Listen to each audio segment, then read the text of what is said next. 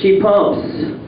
She pumps still stilettos on the catwalk before men with tongues wagging like lions for that prize between her thighs that they just can't seem to get at for now. You know, she's 19, looking like 12, feeling like her life is over with a 6-year-old son whose daddy just happens to be old enough to be his grandfather. And thank God he's a boy, she thinks as she winks at table 7 for another dollar. Holla, table 11 only reminds her of how young she was when he started in on the backside of her, and all of those nameless, faceless faces parade her periphery while simultaneously defining her self-worth just like they did her mother's and her mother's mother.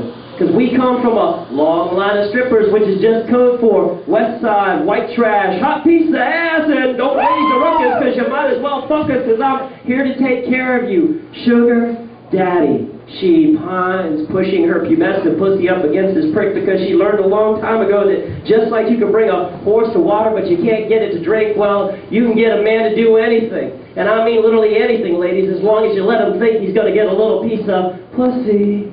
She purrs, and like the R. Kelly and all of us that ever clicked on that icon that opened up to images of barely legal girls that like to fuck older men or women that look like children, he masturbates in his bathroom later on that night while just thinking of them, while just 6 feet away from him in the bedroom lies his own wife, hurting, suffering because he hasn't touched her that way in years. And even though she's his best friend, and even though he made a vow to love her through thick and thin lately, he's told her he desires her more when she's thin, having the audacity of a belly over a belt line to suggest that she be somewhat sexier with a little bit of a liposuction. You know, take a couple inches off that backside like the Swan Show and add a couple inches up to her front side like Extreme Makeover, all the while surprised when she replies with, "Sure, baby, I'd be happy to change for you because I love you."